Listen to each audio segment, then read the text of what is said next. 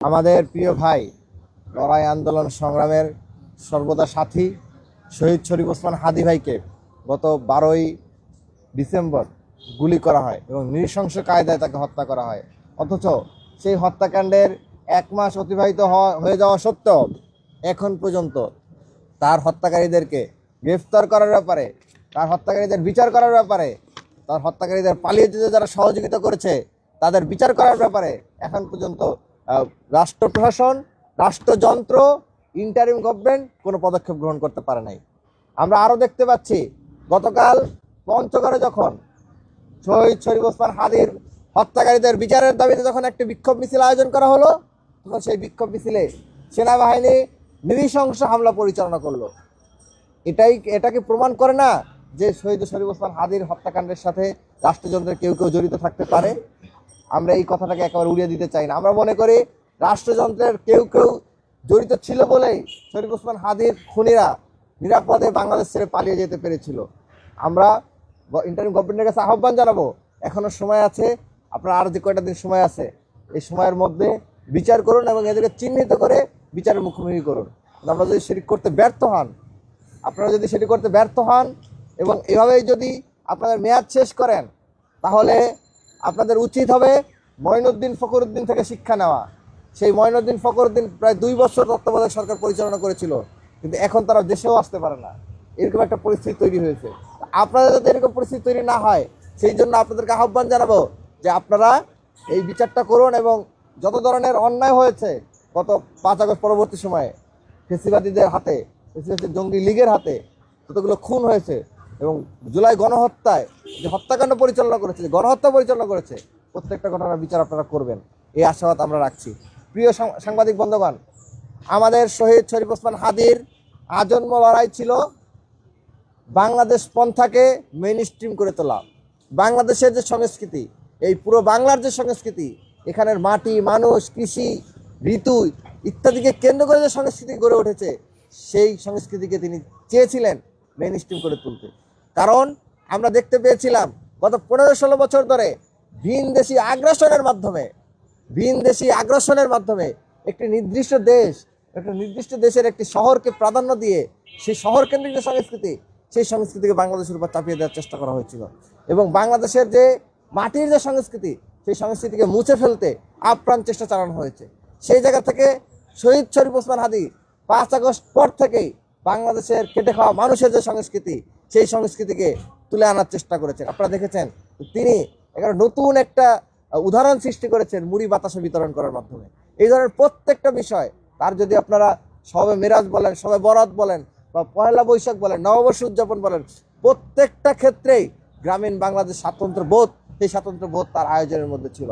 সেজন্য তার চিন্তাকে বাঁচিয়ে রাখতে, বাংলাদেশের মানুষের সংস্কৃতিকে তুলে ধরতে এবং বাংলাদেশের সংস্কৃতির, বাংলা ভাষা ও সংস্কৃতির রাজধানী কলকাতার হাত থেকে ফিরিয়ে পুনরায় ঢাকার হাতে পুনঃপ্রতিষ্ঠা করার লক্ষ্যে শহীদ শরীফ ওসমান হাদীর যে চিন্তা, যে আদর্শ, যে লড়াই, সেই লড়াইটাকে আমাদেরকে জিয়ে রাখতে হবে। তো সেই লড়াইটাকে জিয়ে রাখার জন্যই আমরা এই বইমেলাটা আয়োজন করতে যাচ্ছি। এই বইমেলা আগামী 18 জানুয়ারি থেকে আগামী 22 জানুয়ারি 5 দিনব্যাপী টিএসসির পায়রা চত্বরে বইমেলা অনুষ্ঠিত হবে। আপনারা জানেন, যখন ইতিহাস যদি আপনারা পর্যালোচনা করেন, তখন আপনারা দেখতে পাবেন যে যখন একটা দেশ আরেকটা দেশকে আক্রমণ করছে বা একটা সাম্রাজ্য আরেকটা সাম্রাজ্যকে আক্রমণ করছে, তাদের প্রথম লক্ষ্যই থাকতো সেই দেশের লাইব্রেরি পুড়িয়ে দেওয়া। আপনারা দেখেছেন যখন বাগদাদ আক্রমণ করে চেঙ্গিস খান, সেই বাগদাদের যেই লাইব্রেরি ছিল, সেই লাইব্রেরি যখন পুড়িয়ে দেয়, ফোরাত নদীতে ছাইতে ফোরাত নদী ভরে গিয়েছিল। এত পরিমাণ বই ছিল বলেই তো বাগদাদ থেকে একসময় দেশ পুরো বিশ্ব পরিচালিত হতো। কিন্তু আমরা সেই বইকে ছেড়ে দিয়ে, শুধুমাত্র পড়াশোনা ছেড়ে দেওয়ার কারণে, জ্ঞান চর্চা ছেড়ে দেওয়ার কারণে, আমরা নিজস্ব যে স্বকীয় সংস্কৃতি রয়েছে, সেই স্বকীয় সংস্কৃতি ছেড়ে দেওয়ার কারণে আমাদের দিন দিন আমাদের আসলে অধঃপতনের দিকে চলে গেছে।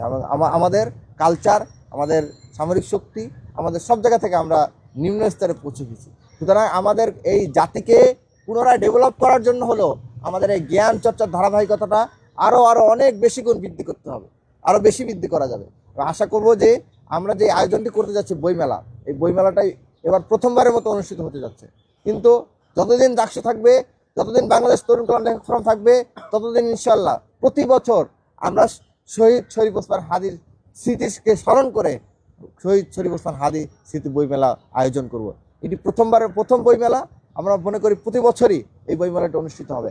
আর এবারের বইমেলাটা এমন একটা পরিস্থিতিতে অনুষ্ঠিত হতে যাচ্ছে, আপনারা জানেন যে বাংলাদেশে প্রতি বছর ভাষার মাসে একটি মাসব্যাপী আন্তর্জাতিক বইমেলা অনুষ্ঠিত হয়, কিন্তু এবার জাতীয় নির্বাচন সহ বেশ কিছু জাতীয় ইস্যুর কারণে আমাদের বইমেলাটি যথাসময় শুরু হতে পারছে না। বইমেলাটি শুরু হতে হয়তো রোজা পড়ে যাবে, বা এরপরে আপনারা জানেন যে বাংলাদেশে ফেব্রুয়ারির পরে মার্চ থেকে একটা কালবৈশাখী ঝড় বা ঝড় বৃষ্টির একটা সমূহ সম্ভাবনা থাকে। সেক্ষেত্রে এই বইমেলাটা কতটুকু সফল হতে পারবে এবার আমরা সেটা নিয়ে আসলে খুব শঙ্কায় আছি। কারণ প্রতি বছর লাখ লাখ বই প্রেমী কিন্তু এই বাংলা একাডেমির প্রাঙ্গণে আসতো এবং তারা এখান থেকে সুলভ মূল্যে বই ক্রয় করতে পারতো এবং সেই বই ক্রয় করার মাধ্যমে একটা বিশাল জ্ঞান চর্চার একটা ধারা সৃষ্টি হতো। কিন্তু এই বছর সেখানে একটা ছেদ ঘটছে। তো আমরা আশা রাখবো যে আমাদের কিছুটা হলেও আমরা পূরণ করতে সফল হব।